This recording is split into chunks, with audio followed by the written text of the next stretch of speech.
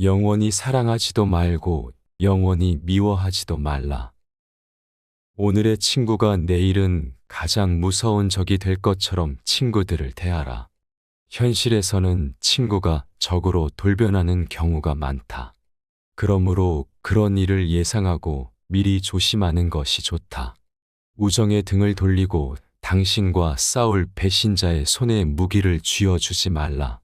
반면에 적에게 화해의 문을 열어두도록 하라. 그 문은 관용을 베푸는 문일수록 더욱 안전하다. 오래전에 했던 복수가 때로는 오늘의 큰 고통이 되고 과거에 복수하고 느꼈던 기쁨은 깊은 슬픔으로 변할 수 있다.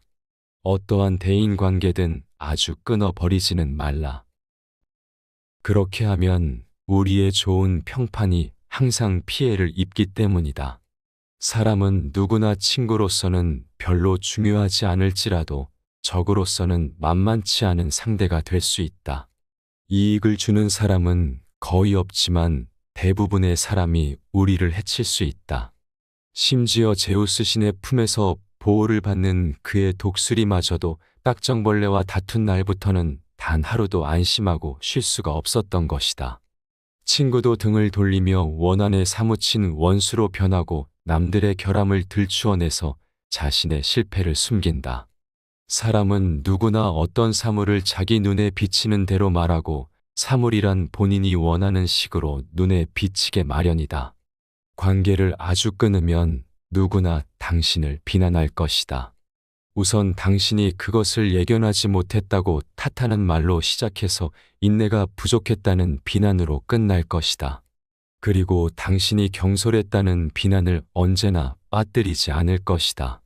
그러나 관계를 끊어야 할 불가피한 경우에는 그것이 분노의 폭발 때문이 아니라 오히려 우정이 약화되었기 때문이라고 다른 사람들에게 이해시켜라. 첫인상에 현혹되지 말라.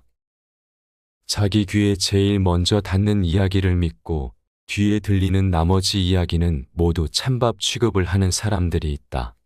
거짓말은 발이 빨라서 제일 먼저 도착하기 때문에 뒤늦게 온 진실은 거짓들 속에서 힘을 잃는다. 한 가지 대상만 보고 결심해도 안 되고 한 가지 주장만 듣고 판단을 해도 안 된다. 결심이나 판단은 피상적인 것이기 때문이다. 비둘기처럼 착하기만 해서는 안 된다. 때로는 비둘기처럼 정직하게, 때로는 뱀처럼 교활하게 행동하라. 정직한 사람을 속이기는 아주 쉽다.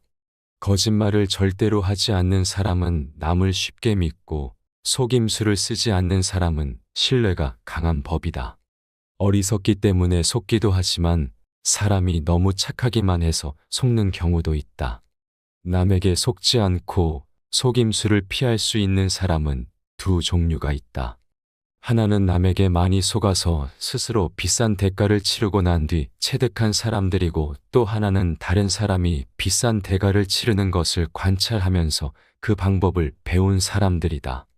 교활한 사람들이 함정을 많이 팔수록 현명한 사람들은 그만큼 더 의심을 많이 품어야 한다. 그리고 남에게 속을 만큼 착한 사람이 될 필요는 없다. 뱀의 교활함과 비둘기의 선량함을 동시에 갖추라. 그러나 괴물이 되지는 말고 천재가 되라. 다른 사람을 시험해 볼 줄 알라. 지혜로운 사람이라면 사악한 사람들의 함정을 조심할 줄 알아야 한다. 다른 사람의 판단력을 테스트하기 위해서는 먼저 본인의 탁월한 판단력이 필요하다. 식물과 광물의 특성을 아는 것보다도 사람들의 성격과 특성을 알아내는 것이 더 중요하다. 이것은 삶에서 가장 예민한 문제 중 하나이다. 금속은 음향으로 알아보고 사람은 목소리로 알아볼 수 있다. 말은 그 사람을 나타내는 증거이고 행동은 그보다 더 확실한 증거이다. 따라서 사람을 제대로 알아보기 위해서는 비상한 조심성과 깊이 있는 관찰력, 섬세한 분별력, 그리고 올바른 판단이 필요하다. 배울 것이 있는 사람과 사귀어라. 친구들과의 교제를 통해서 지식을 넓히고 대화를 통해서 교양을 길러라. 친구들을 스승 삼아 대화를 하면 즐거움과 동시에 지식도 늘리는 일석이조의 효과를 얻는다. 지혜로운 사람들은 명랑한 분위기로 대화를 즐긴다. 이렇게 하면 대화 기술이 뛰어나다는 인상을 줄 뿐만 아니라 남의 말을 듣고 새로운 것을 습득할 수도 있다.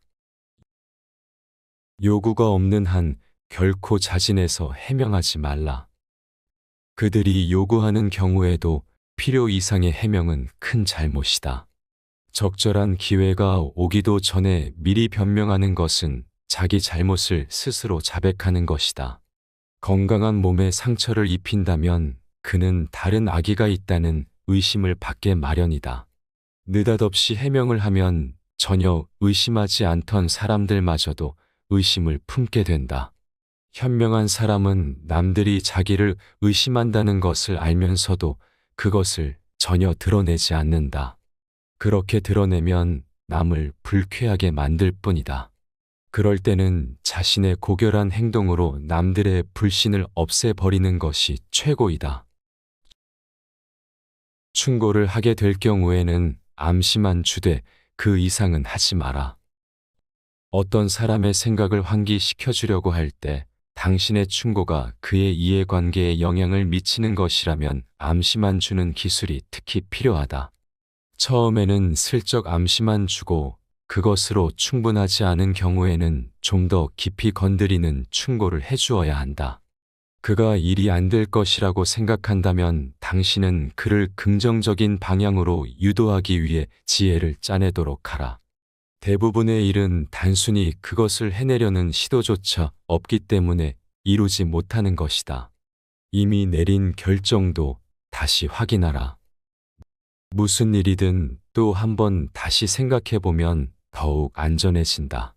특히 행동 방침이 확실하지 않을 때에는 결정을 확인하거나 보완할 시간을 벌 수 있다. 이때 판단 기준을 강화하거나 뒷받침해주는 새로운 근거들을 마련할 수 있다. 다른 사람의 요구를 이처럼 신중하게 생각한 후에 들어줘라.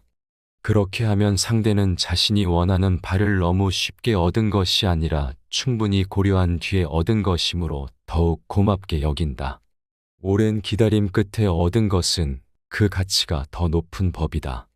반면 남의 요구를 거절하는 경우에는 거절의 말이 귀에 거슬리지 않도록 거절의 시기와 방법을 정하는 데 필요한 시간을 확보할 수 있다.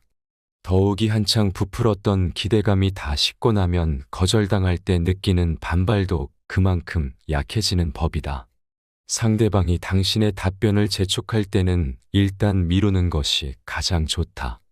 그것이 상대방의 주의를 다른 데로 돌리는 유일한 방법인 경우도 있기 때문이다. 어떤 일을 시작할 때는 남들로부터 지나친 기대를 불러일으키지 말라. 명성을 얻은 자의 불행은 주변 사람들이 품는 기대가 상상에 부응하지 못할 때 초래되는 법이다. 현실은 상상의 세계와 도저히 일치할 수가 없다. 이상을 품기는 쉬워도 그 이상들을 현실화하기는 대단히 어렵다. 상상력이 희망과 결합하면 현실에 실제로 존재하는 사실보다 훨씬 더 많은 것에 대한 기대감을 양산한다. 어떤 사물이나 현상이 아무리 탁월하다고 해도 그것에 사람들이 기대를 가졌다가 실망하게 되면 감명보다는 환멸을 더 빨리 느끼게 된다.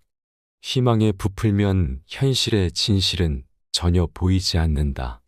그러므로 기대한 것보다 더 많은 성과를 미리 확보하고 있어서 지나친 기대에 능숙하게 대처해야 한다. 자신의 가장 큰 결함을 깨달아라. 누구나 자신의 가장 뛰어난 장점과 맞먹는 단점을 지닌 채 살아간다. 그 단점이 욕망으로 커지면 당신을 지배하는 폭군이 된다. 이럴 땐 현명함을 당신의 동맹군으로 삼아서 싸움을 개시하라. 당신이 가장 먼저 해야 할 일은 당신의 단점을 남들에게 공개하는 것이다. 단점이란 일단 알려지고 나면 쉽게 정복이 되며 특히 자신의 단점을 관찰하는 사람들과 같은 각도에서 바라볼 때는 더욱 쉽게 정복된다.